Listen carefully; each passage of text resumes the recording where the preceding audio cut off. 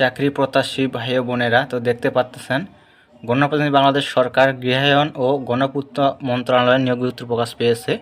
তো এখানে দেখতে পাচ্ছেন যে 1 থেকে 3টা পদ দেওয়া আছে। 3টা পদে আপনারা আবেদন করতে পারবেন। তো আবেদনের শুরু তারিখ এবং শেষ তারিখ, এটা মূল বিষয়। এখানে দেখতে পাচ্ছেন আবেদন শুরু হবে এখানে 20 আগস্ট 2025 খ্রিস্টাব্দ সকাল 10 ঘটিকা হতে। আবেদন শেষ হবে 20 সেপ্টেম্বর 2025 খ্রিস্টাব্দ বিকাল 5টা।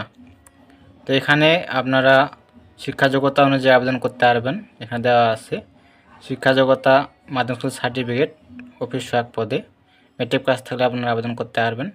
তারপর অফিস সহকারী কাম কমিটি মুদ্রাক্ষরিক এখানে দেওয়া আছে উচ্চ মাধ্যমিক, 60 মুদ্রাক্ষরিক কাম কমিটি অপারেটর এখানে দেওয়া আছে স্নাতক বা সমানের ডিগ্রি। এখানে বিস্তারিত দেখে আপনারা আবেদন করবেন। তো এই ছিল বিষয়। সব ভালো থাকবেন, সুস্থ থাকবেন। ধন্যবাদ সকলকে।